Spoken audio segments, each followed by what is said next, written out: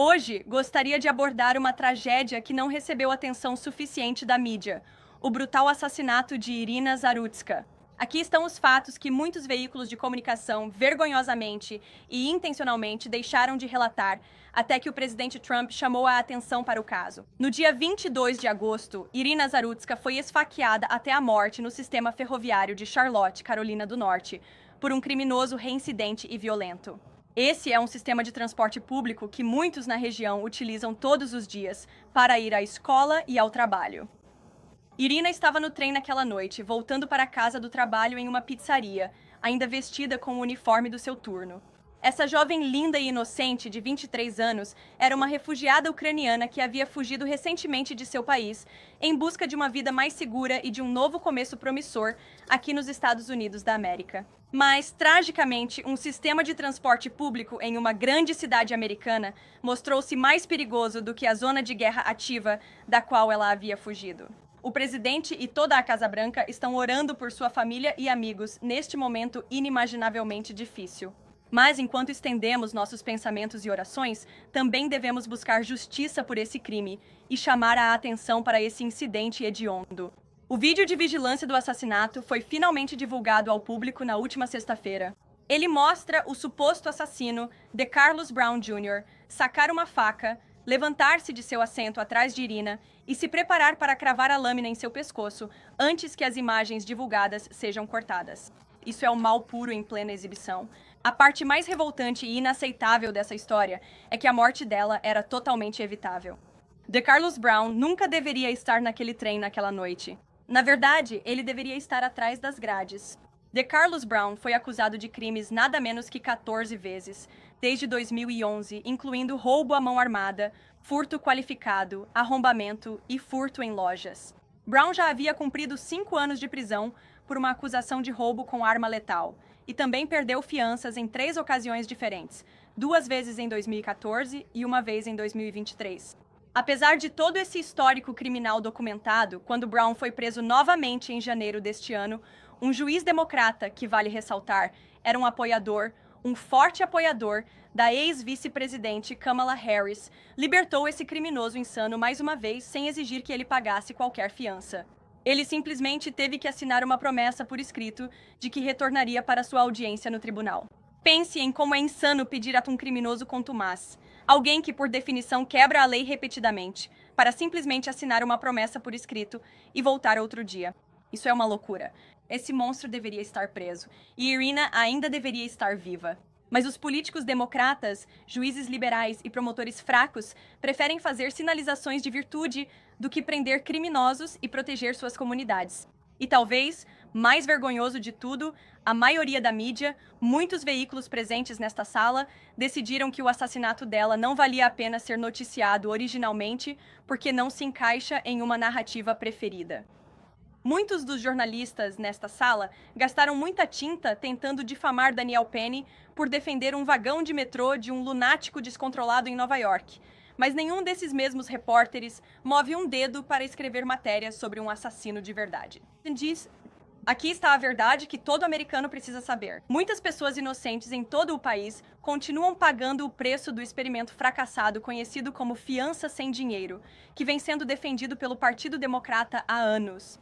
Lá em 2020, o então governador democrata da Carolina do Norte, Roy Cooper, criou uma chamada Força-Tarefa para a Equidade Racial e Justiça Criminal.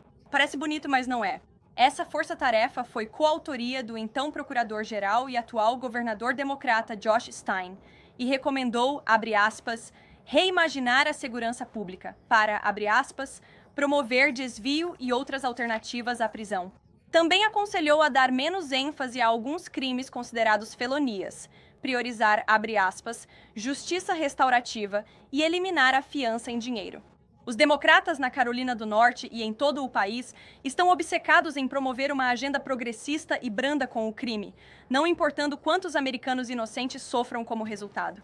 Em vez de processar agressivamente e prender criminosos violentos, a abordagem apoiada pelos democratas de fiança sem dinheiro permite que esses criminosos fiquem soltos em nosso país para cometer delitos repetidas vezes. Essas políticas irresponsáveis transformaram muitas cidades americanas em terrenos de caça para criminosos profissionais que zombam do nosso sistema de justiça, esgotam os recursos das forças de segurança e causam estragos nos cidadãos que cumprem a lei. Chega, já basta. E é por isso que o presidente Trump está fazendo tudo ao seu alcance, tomando medidas para reverter essas políticas absurdas.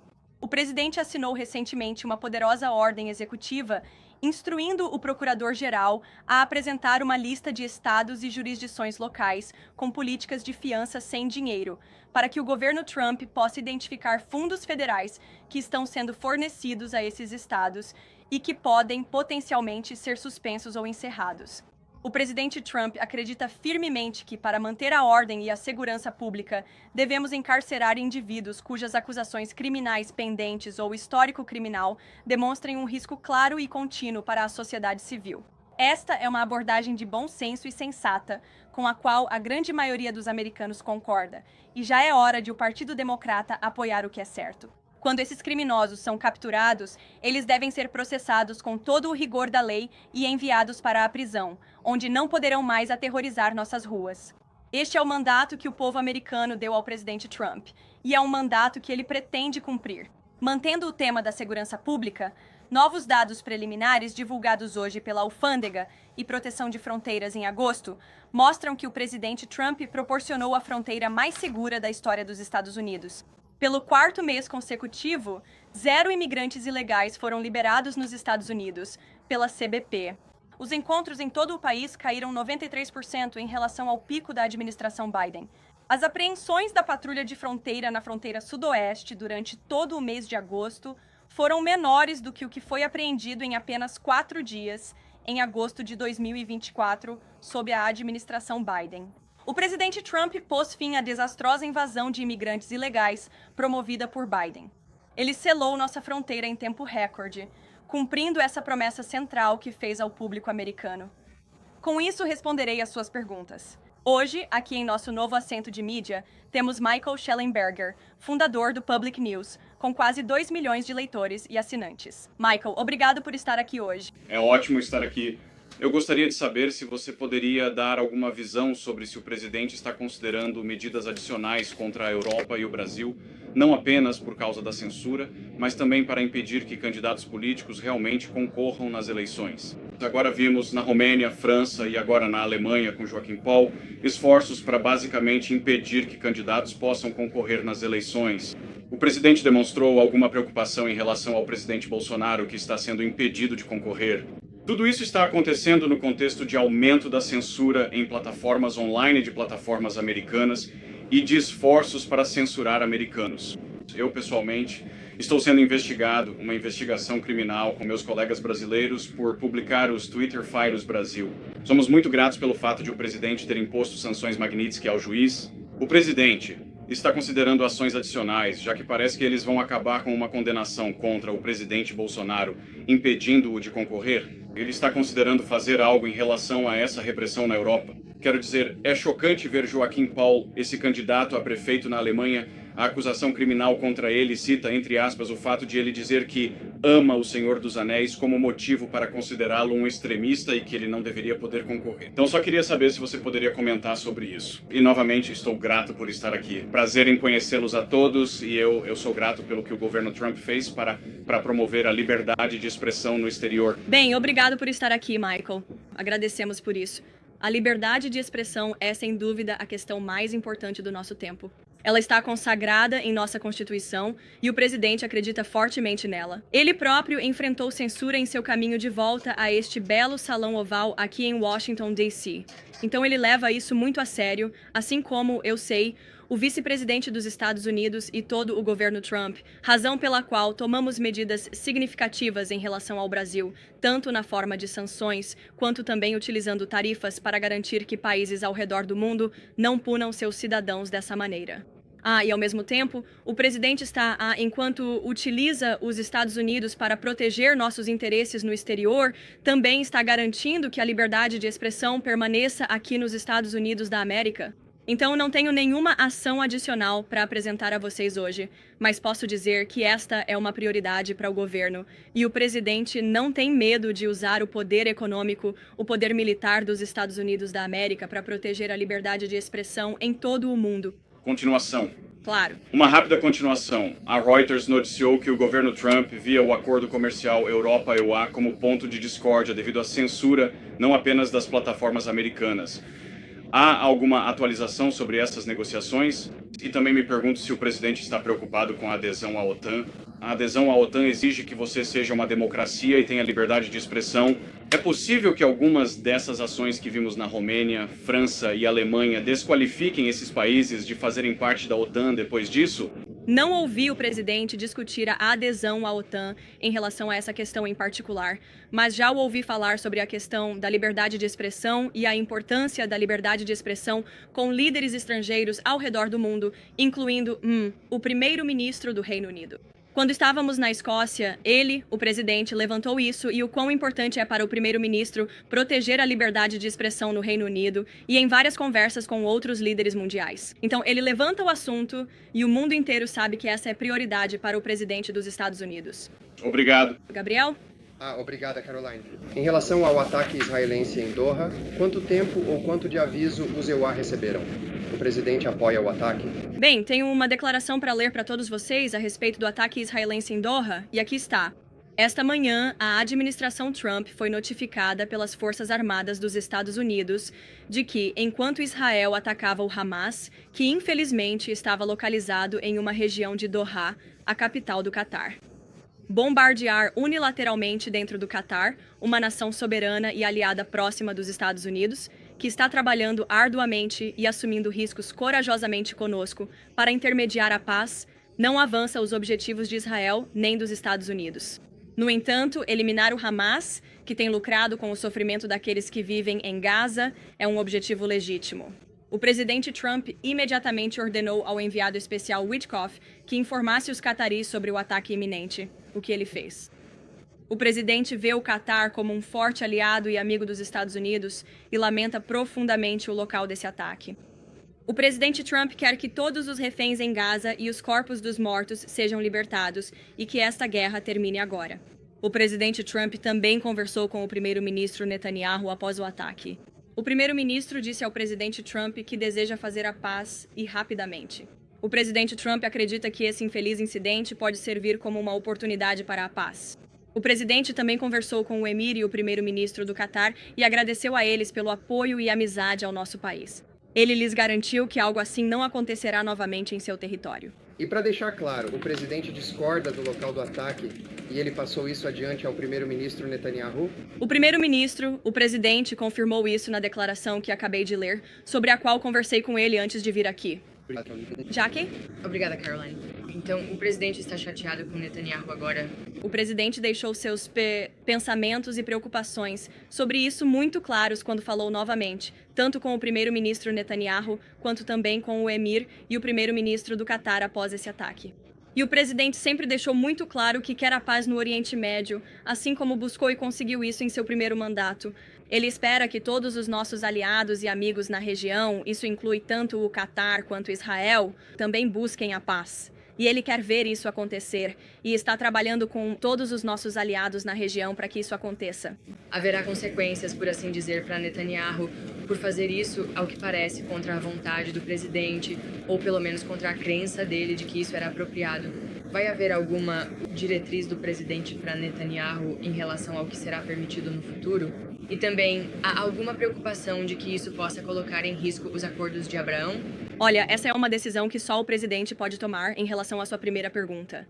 Para responder à sua segunda pergunta, como ouviu do presidente, ele disse que acredita que isso pode servir como oportunidade para a paz e que ele ainda busca isso de forma ativa e agressiva com todos os nossos aliados e parceiros na região.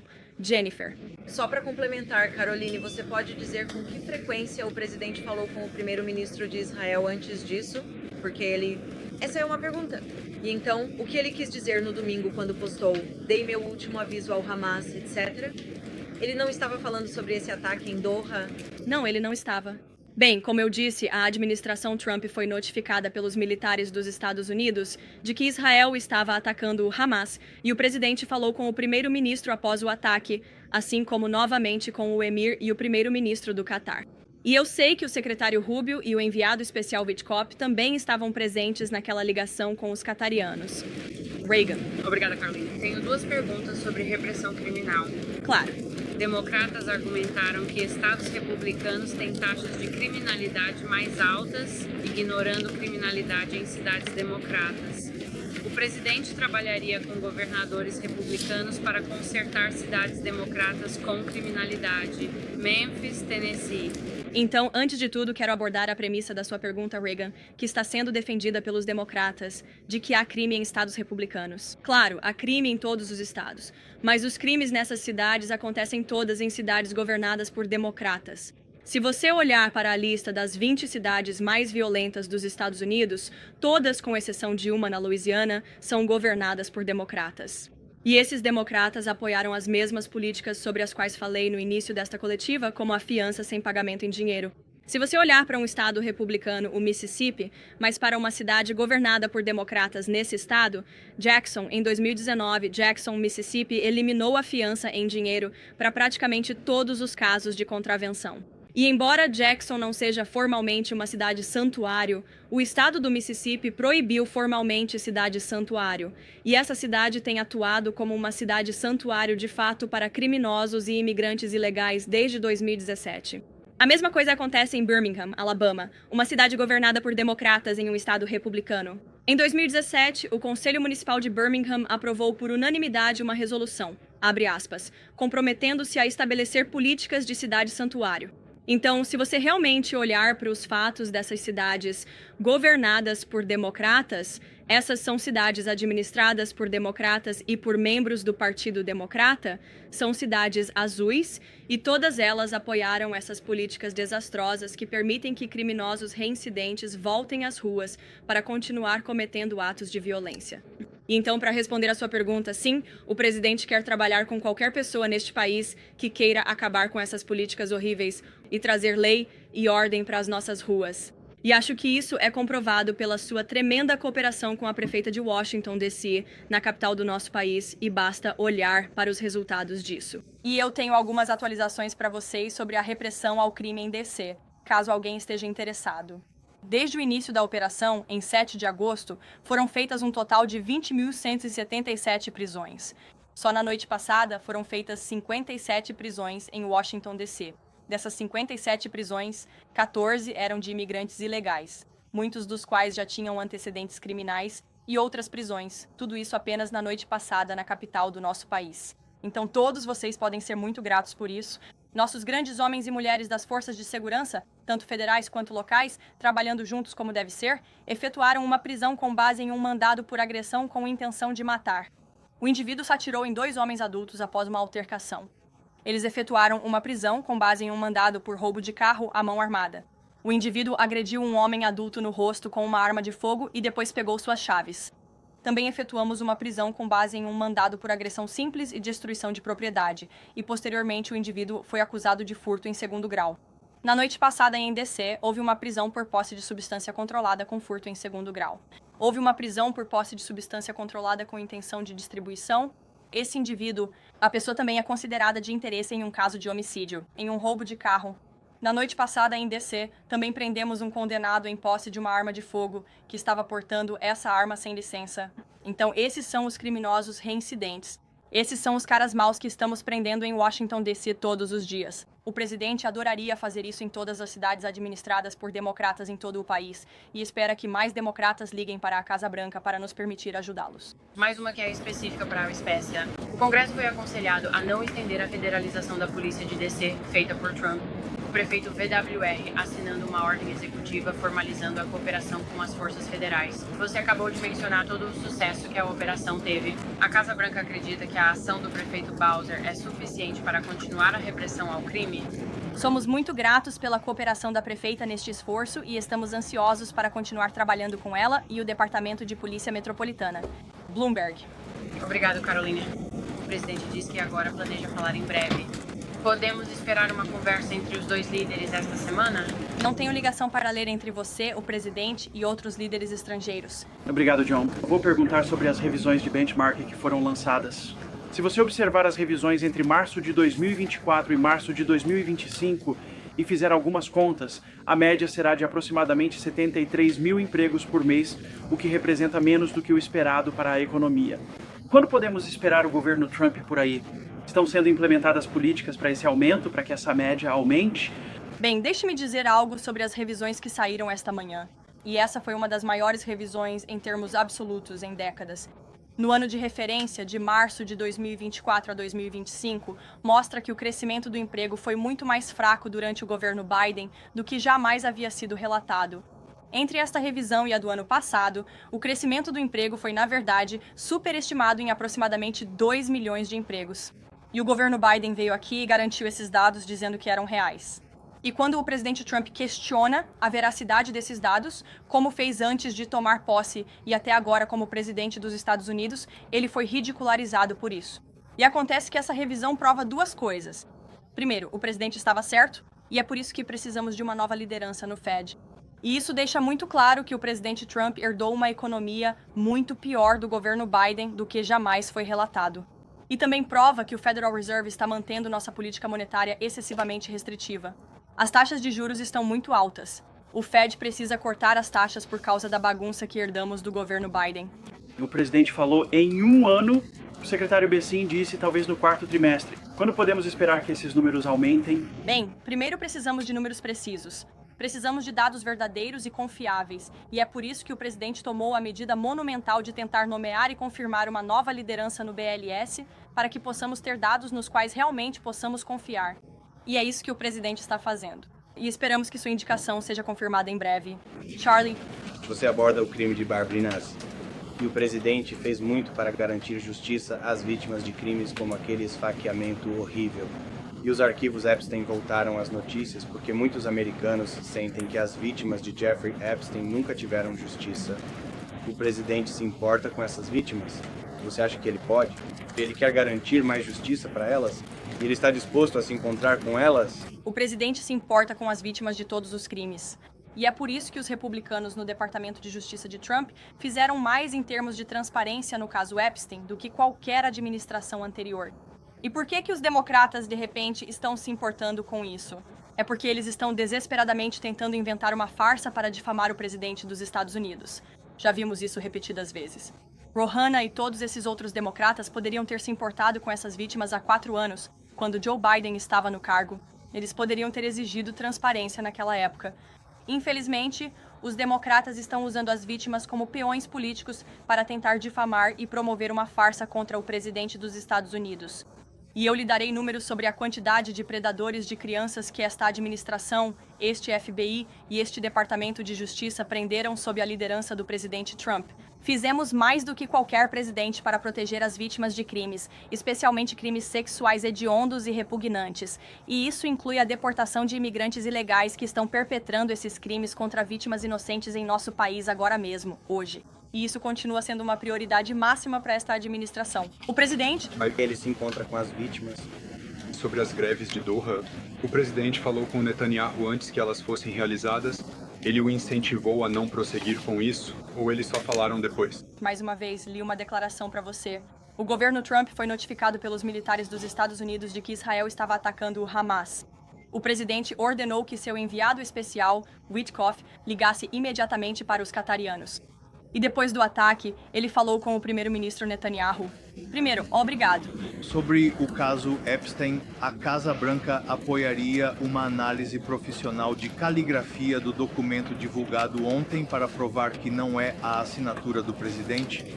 Claro, nós apoiaríamos isso. E, na verdade, já vi muitos analistas forenses de assinaturas se manifestando. Acredito que foi o Daily Signal que publicou uma matéria com 3 analistas de assinaturas diferentes que disseram que definitivamente não era a assinatura autêntica do presidente. E mantivemos essa posição o tempo todo. O presidente não escreveu esta carta. Ele não assinou esta carta. E é por isso que a equipe jurídica externa do presidente está buscando agressivamente um litígio contra o Wall Street Journal. E continuarão a fazê-lo. Cristão. Obrigada, Caroline. Continuando com o Ed... Agora que temos esses números revisados de empregos, o presidente está preocupado que os picos de preços decorrentes de suas tarifas até o final do ano possam estar levando o país em direção a uma depressão ou recessão. O que estou perguntando é se ele está comprometido com essas políticas agora que sabemos o quão falhos eram os dados de empregos. O presidente está comprometido com suas políticas porque suas políticas estão funcionando, Christian. E houve muitas pessoas espalhando medo sobre a inflação nesta sala, mas isso simplesmente não se concretizou em uma base mensal. A inflação do CPI agora ficou igual ou abaixo da expectativa do mercado por 6 meses consecutivos, todos os meses em que o presidente Trump esteve no cargo. A inflação geral teve uma média de 1,9% nos primeiros 6 meses do presidente no cargo. Se eu tivesse dito isso a todos vocês em janeiro, vocês não teriam acreditado em mim. Mas esses são os fatos e esses são os números. E também vemos muitos outros sinais positivos nos indicadores econômicos, como o PIB real. No segundo trimestre, ele foi revisado para cima para 3,3%. Isso superou a expectativa do mercado. Sabemos que há um boom de investimentos em capital neste momento, o que sabemos ser um dos maiores indicadores econômicos de crescimento do emprego. Sabemos que os salários estão aumentando em um ritmo muito mais rápido do que estavam sob a administração anterior. Vemos que a produtividade no segundo trimestre também foi revisada para cima, chegando a um forte 3,3% na produção industrial total. A produção das fábricas também disparou. Tudo isso significa que a economia está em movimento. As pessoas estão trabalhando, as pessoas estão gastando dinheiro. Você observa que o consumo também está aumentando e indo na direção certa. Em grande parte, isso se deve ao trabalho incrível que o presidente tem feito em relação à energia e à liberação da nossa dominância energética neste país. Novamente, esses empregos, os números do BLS de hoje, provam que a economia estava um verdadeiro caos e estamos trabalhando todos os dias para consertá-la. E todos esses indicadores que acabei de ler para você são sinais positivos do que está por vir. Só mais uma rapidamente sobre comércio. Eu só queria esclarecer um pouco a sequência de eventos do ataque em Doha e a notificação. Você disse que os militares do ZEU notificaram. Vou direto até você. O governo Trump foi notificado pelo exército do ZEUA. Isso é, certo. O exército do ZEUA foi notificado pelo exército israelense ou o exército do ZEUA detectou um ataque israelense iminente? O exército do ZEUA notificou a Casa Branca sobre o presidente dos Estados Unidos. É tudo o que tenho para compartilhar com você, Danny. Obrigado. Jeff. Dando continuidade, você disse que o presidente garantiu aos líderes e ao Qatar que isso nunca mais aconteceria. Ele disse isso ao primeiro-ministro de Israel e ao primeiro-ministro. Netanyahu concordou com isso. O presidente disse isso ao emir e ao primeiro-ministro do Qatar. E o presidente também enfatizou muito a importância da paz na região em sua conversa com o primeiro-ministro Netanyahu. E o primeiro-ministro Netanyahu disse ao presidente Trump que quer paz e que a quer rapidamente. É isso que o presidente espera que aconteça. O presidente foi muito claro na declaração que acabou de me pedir para ler. Vocês verão isso nas redes sociais muito em breve. Tenho certeza de que o mundo inteiro verá. Ele quer que todos os reféns de Gaza sejam libertados e que esta guerra termine. Essas são duas diretrizes muito claras que o presidente está deixando bem claras para que o mundo inteiro entenda. Mary. O Qatar obviamente está me ajudando a negociar essa conversa de cessor. O presidente acha que Israel está minando as negociações ao atacar o Qatar. Ele está preocupado que o Qatar não queira mais atuar como intermediário. Bem, acho que o presidente abordou isso em sua declaração. Posso ler tudo novamente para vocês, acho que está muito completo porque o presidente quis responder a todas as suas perguntas. Ele escreveu, nós escrevemos que bombardear unilateralmente dentro do Qatar, uma nação soberana e aliada próxima dos Estados Unidos, que está trabalhando muito e corajosamente assumindo riscos conosco para intermediar a paz, não avança os objetivos de Israel ou dos Estados Unidos. No entanto, eliminar o Hamas, que lucrou com o sofrimento dos que vivem em Gaza, é um objetivo válido. Então, ele respondeu a essa pergunta.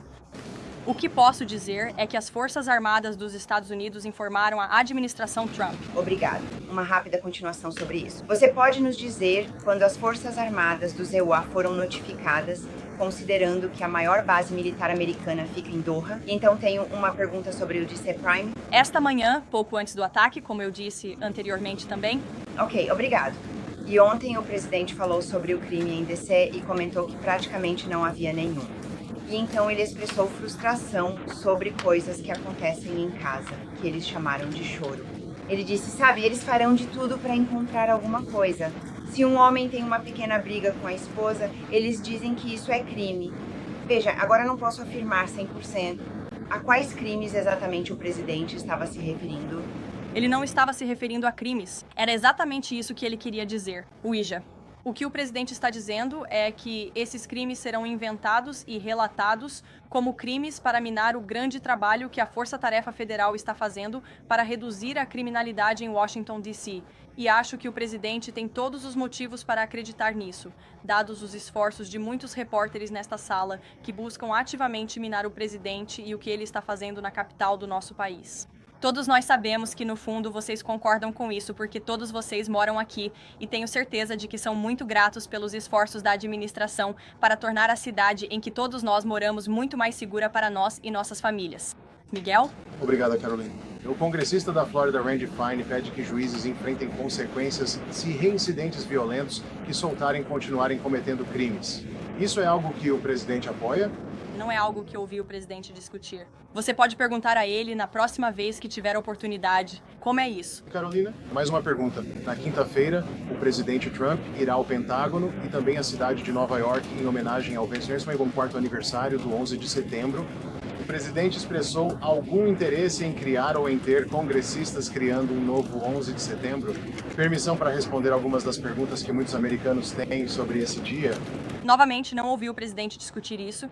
Você está à vontade para perguntar a ele pessoalmente, mas eu sei que ele está muito ansioso para ir tanto ao Pentágono quanto ao jogo dos Yankees em Nova York na quinta-feira para comemorar o 24º aniversário. Como você sabe, o presidente é nova-iorquino de coração. Ele ama muito a cidade.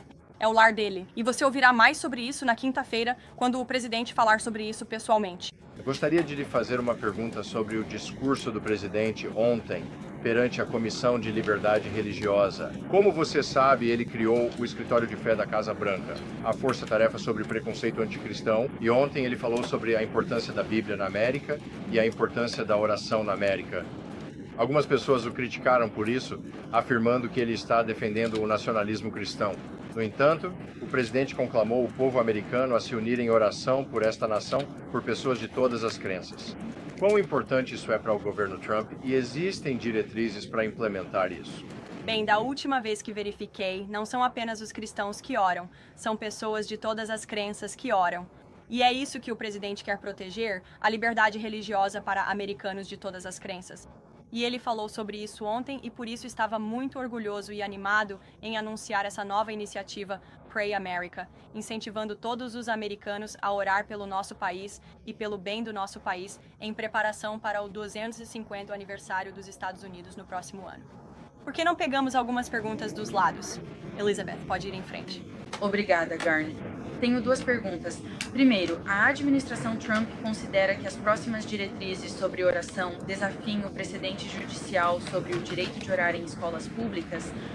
Bem, o presidente falou sobre isso ontem e sobre algumas das mudanças que estamos fazendo para garantir que as liberdades religiosas dos estudantes americanos e de nossa juventude sejam respeitadas nas escolas públicas. Na verdade, ele chamou um jovem estudante e o convidou ao palco para compartilhar sua história sobre como, quando esse menino falou sobre verdades biológicas e bíblicas em sua sala de aula, ele enfrentou consequências por isso e como americanos de fé não deveriam enfrentar consequências por expressarem sua liberdade religiosa e suas crenças religiosas. Isso não deveria acontecer em nenhuma escola pública dos Estados Unidos. Vocês ouviram o presidente falar sobre isso? Ontem, muito obrigado. Sobre o ataque de Israel, Doha decidiu por uma ligação telefônica. Qual foi o envolvimento do presidente Trump no ataque, se é que houve algum? Olha, não tenho mais nada a acrescentar além do comunicado muito extenso e detalhado que já compartilhei repetidamente. Agora prossiga. Obrigado. Após a decisão da Suprema Corte ontem sobre as operações do ICE em Los Angeles, alguns cidadãos americanos, especialmente não brancos, estão dizendo que vão começar a carregar seus passaportes dos CIAGUA o tempo todo. Qual é a resposta da Casa Branca para os americanos que estão preocupados em serem pegos nessas ações de fiscalização, como já aconteceu com outros? Eles não devem se preocupar, porque esta administração está focada na detenção e deportação de criminosos estrangeiros ilegais que violaram as leis de imigração do nosso país. E a Suprema Corte confirmou o direito do governo Trump de abordar indivíduos em Los Angeles para questioná-los brevemente sobre seu status legal, porque a lei permite isso e essa tem sido a prática do governo federal há décadas. E a Lei de Imigração e Nacionalidade afirma que os agentes de imigração podem parar brevemente um indivíduo para questioná-lo sobre seu status migratório se o agente tiver suspeita razoável de que o indivíduo está ilegalmente presente nos Estados Unidos. E a suspeita razoável não se baseia apenas na raça. Ela se baseia em uma análise do conjunto das circunstâncias. E eu vou dizer a vocês que falei com nossos agentes de fronteira sobre isso esta manhã. Quando o ICE sai para realizar uma operação direcionada para deportar criminosos ilegais de nossa comunidade, eles o fazem com base em informações de inteligência. Eles fazem isso com fontes das forças de segurança. Eles fazem isso, na maioria dos casos, com o apoio das autoridades locais, que sabem exatamente onde esses criminosos estrangeiros ilegais, traficantes de drogas e vendedores de drogas estão se escondendo à vista de todos nas comunidades americanas. E os homens e mulheres do ICE estão fazendo tudo o que podem, não apenas para cumprir a lei, mas para aplicá-la. E já era hora disso acontecer, porque tivemos 4 anos de uma administração que ignorou completamente e evitou as leis de imigração muito claras do nosso país, e a Suprema Corte reafirmou isso. Obrigado, Carolina. Um dos outros documentos divulgados pelo Comitê de Supervisão da Câmara continha uma foto de Jeffrey Epstein segurando um cheque gigante feito em seu nome no valor de $22 mil vindo do presidente, referente a uma mulher totalmente depreciada. Gostaria de saber se o presidente tem alguma lembrança disso ou o que vocês acham daquela foto que foi incluída naqueles documentos. Você fez... Vê a assinatura naquele cheque. Não é a assinatura de Donald Trump. Não é, absolutamente. O presidente não assinou o cheque. Mas ele reconhece que... Nas eleições da cidade de Nova York, cantado canções... Vou pegar vocês dois. Pode ir em frente. O presidente considerando oferecer emprego ao prefeito Eric Adams? Se sim, por quê? E ele acha que Curtis Sliwa foi candidato a prefeito de Nova York? Olha, o presidente deixou bem claro que quer que essa eleição avance em Nova York. Ele não quer que um comunista governe Nova York. Mas quanto a opinar sobre outros candidatos individualmente, vou deixar isso para o próprio presidente. Continue respondendo à pergunta de Reagan. Sabe, muitas dessas cidades com os maiores índices de criminalidade nos Estados Unidos são governadas por prefeitos negros, incluindo os 3 que você mencionou: Jackson, Memphis, Birmingham. Então, qual é a sua resposta às críticas da esquerda de que Trump está atacando os negros maiores? Ele não está apenas tentando proteger os negros? O presidente está tentando proteger todos os americanos do crime e quer tornar todas as nossas cidades nos Estados Unidos seguras. E o fato é que as cidades mais perigosas dos Estados Unidos são governadas majoritariamente por democratas. E de acordo com as estatísticas de crimes do FBI, 19 das 20 cidades com maior taxa de homicídios são governadas por democratas. Nessas cidades governadas por democratas, onde a criminalidade é alta e em estados vermelhos seguros, a criminalidade está aumentando. É claro que ele quer resolver esse problema, ele fez isso bastante. Claro. Você conhece Mike Johnson, ele veio a público e disse que o presidente era um informante do FBI. Você sabe o que ele quis dizer com isso? Se não for verdade... Posso afirmar que isso não é verdade. Acredito que o orador estava se referindo ao fato de que o presidente Trump expulsou Jeffrey Epstein de sua propriedade em Mar-a-Lago por razões que o presidente já discutiu. John? Carol? Obrigada, Caroline. Em primeiro lugar, como morador de Washington, D.C. e minha família, quero agradecer à administração por revitalizar a segurança aqui. Nas últimas 3 semanas tem sido impressionante. Quero ir para a Virgínia. De repente, do nada, Winston Sears diminuiu a diferença para Spanberger, de Abigail. Há 4 questões. Porções forçadas no condado de Fairfax, sem avisar a mãe ou o pai, sem pais, meninas entrando, banheiros de meninos filmados. Certo. 2 dos jovens foram suspensos por reclamarem disso. Um homem inocente de Virginia Beach morreu agora em um acidente de carro causado por um imigrante ilegal bêbado que estava na contramão. E agora, a Spanberger tem esses cartazes racistas. Quando é que vamos conseguir que o presidente faça um endosso oficial a Winston Sears e talvez venha fazer campanha no sudoeste da Virgínia?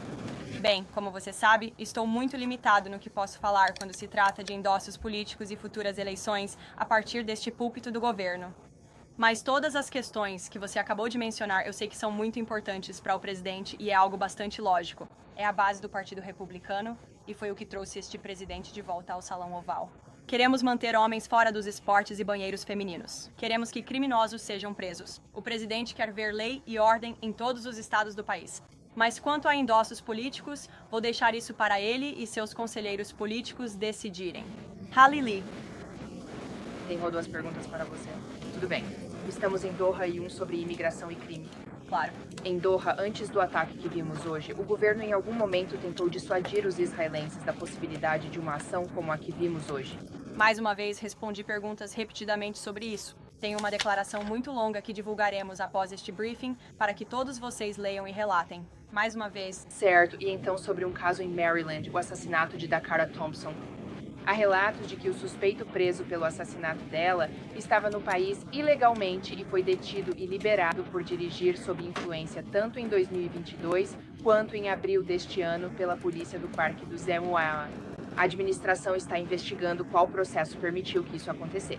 Sim, com certeza estamos. Assim que tomamos conhecimento desse caso, garantimos que o Departamento de Segurança Interna e o Departamento de Justiça estivessem envolvidos. E posso assegurar que eles estão. Este é mais um ato hediondo de violência contra alguém que nunca deveria ter estado ilegalmente em nosso país em primeiro lugar. E é exatamente por isso que a deportação de criminosos ilegais do nosso país é uma das principais prioridades desta administração. E é algo que acontece todos os dias. E eu gostaria de encorajar todos vocês a continuarem denunciando os criminosos estrangeiros ilegais muito violentos que estamos deportando diariamente de comunidades americanas por todo o país. Nunca entenderemos quantas vidas foram salvas por esses esforços ou quantas vidas teriam sido perdidas se não fosse pela política do governo deste presidente de deportar imigrantes ilegais. Harris. Obrigado, Carmen. Siga as instruções desta pergunta. O presidente faria isso. Jeff. Não tenho nenhuma reunião para você ler sobre isso. Ir à frente. Obrigada, Caroline. O governo Trump está considerando proibir americanos transgêneros de possuírem armas? Isso é algo que o presidente apoiaria, mesmo que tenhamos visto alguns grupos de armas se opondo à ideia? Vi uma reportagem sobre isso. Entendo que houve discussões preliminares de baixo nível sobre isso no Departamento de Justiça e às vezes essas discussões são relatadas como fatos. Não estou acompanhando nenhuma ação potencial nesse sentido e vou deixar que o presidente se pronuncie sobre isso. É uma decisão de política e é muito cedo, ou seria prematuro e inadequado da minha parte comentar sobre isso neste momento. Atrás de você, prossiga. Após a operação de imigração na fábrica na Geórgia na sexta-feira, o presidente disse no fim de semana que está aberto a algum tipo de mudança e talvez regras ou leis de visto que impeçam que algo assim aconteça no futuro, para que trabalhadores qualificados possam treinar trabalhadores americanos. Exatamente. Você pode confirmar isso e que o governo apoia essas mudanças? E como exatamente isso seria? Bem, o presidente disse isso ele mesmo em uma declaração que divulgou no domingo à noite, onde expressa muita gratidão pelas empresas estrangeiras de todo o mundo e pelos investimentos que estão fazendo aqui mesmo nos Estados Unidos da América. E ele entende que essas empresas querem trazer seus trabalhadores altamente qualificados e treinados com elas, especialmente quando estão criando produtos muito específicos como chips ou, neste caso da Geórgia, baterias. Mas o presidente também espera que essas empresas estrangeiras contratem trabalhadores americanos e que esses trabalhadores estrangeiros e americanos trabalhem juntos para treinar e ensinar uns aos outros. E por isso ele espera que essas empresas estrangeiras contratem mão de obra americana. Queremos que os americanos tenham esses empregos. Queremos que os americanos precisem desses empregos, mas ele entende a necessidade dessas empresas trazerem trabalhadores com essas habilidades. Uma situação sobre o que essas mudanças podem significar. Acho que é uma abordagem muito sutil, responsável e sensata para o presidente adotar. E sei que o Departamento de Segurança Interna e o Departamento de Comércio estão trabalhando juntos nessa questão. Eu deixaria para eles qualquer ação adicional nesse sentido. Siga, Caroline. Obrigada. Só queria retomar algo que você disse. Você disse que os documentos de Epstein são uma farsa que os democratas estão perpetrando contra o presidente. Você disse que ele não assinou aquele cheque, que ele não assinou o cartão de aniversário que supostamente teria assinado. Então, qual é a teoria? Já que esses documentos vieram do espólio de Epstein, quem, na sua visão, está falsificando esses documentos? Eu não disse que os documentos são uma farsa. Eu disse que toda a narrativa em torno de Jeffrey Epstein, neste momento que está dominando muitos dos canais liberais de televisão a cabo, é uma farsa que está sendo perpetuada por democratas oportunistas como Rohanna e os outros que você viu naquela coletiva de imprensa do lado de fora do Capitólio, que estão tentando empurrar essa farsa contra o presidente dos Estados Unidos. O que exatamente é a farsa? Só estou tentando entender o que é falso. O que é falso não é o documento. A farsa é os democratas fingirem se importar com as vítimas de crimes, quando, na verdade, eles não se importam com as vítimas de crimes, quando não fizeram nada para resolver crimes, quando não fizeram nada para prender pedófilos e estupradores de crianças em todo o país. E quando agora eles usam as vítimas como instrumentos políticos para tentar, mais uma vez, difamar o presidente dos Estados Unidos e prolongar essa má história sobre ele, isso é uma distração. Os democratas veem essa história como nada mais do que uma tentativa de desviar a atenção das conquistas e realizações desta administração. E é isso que queremos dizer quando chamamos isso de farsa. Se ele não assinou esses, se você disse que ele não assinou o cartão de aniversário, ele não fez isso. Ele também não fez o cheque. Esses estavam em documentos do espólio. Então qual é a teoria de trabalho sobre o motivo de ele estar neles, meu presidente? Tem uma das assinaturas mais famosas do mundo e tem isso há muitos anos. Você sabe disso, Maggie. Você o acompanha há muito tempo, muito antes de ele assumir este cargo, quando era empresário em Nova York. O presidente não escreveu essa carta. Ele não assinou esses documentos. Ele mantém essa posição e ela será discutida no tribunal por seus advogados. O presidente está muito confiante de que vai ganhar este caso. Carol. Obrigado. O presidente já está planejando se encontrar com Eric Adams em Nova York, talvez no jogo dos Yankees. E ele conversou pessoalmente com ele sobre a corrida. No momento, não estou acompanhando nenhum encontro com o prefeito Adams, mas se isso acontecer, tenho certeza de que o New York Post será um dos primeiros a saber. Vou responder mais algumas perguntas antes de irmos para o fundo. Pergunta da News Nation sobre o crescente envolvimento das Forças Armadas do ZEU.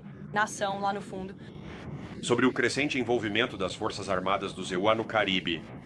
Quando questionado diretamente sobre uma possível ação militar futura, o presidente Trump respondeu: "Vocês vão descobrir." O que o público do Z-Quator pode esperar dessa situação daqui para frente e que tipo de ameaça contínua está se desenrolando? Acho que seria muito imprudente da minha parte antecipar o que o presidente quis dizer a partir deste púlpito, mas acredito que o cerne do que o presidente estava dizendo... Eu sei que o cerne do que o presidente estava dizendo e o que esta administração acredita é que o regime na Venezuela é ilegítimo. E é inaceitável para este presidente e para esta administração permitir o tráfico de drogas ilegais e mortais para os Estados Unidos da América? E é por isso que o presidente e a administração tomaram medidas muito enérgicas contra um barco e 11 narcoterroristas em águas internacionais. Como todos vocês viram, acredito que isso envia uma mensagem muito forte aos traficantes de drogas ao redor do mundo. O presidente não vai tolerar isso, e a quantidade de drogas naquele barco representa a vida de milhares de americanos que poderiam ter sido mortos por esse veneno mortal. E nós não vamos permitir que esse veneno mortal entre em nosso país. O presidente vai assinar uma proclamação no Salão Oval mais tarde nesta tarde. E nos veremos mais tarde. Obrigada. Thank you.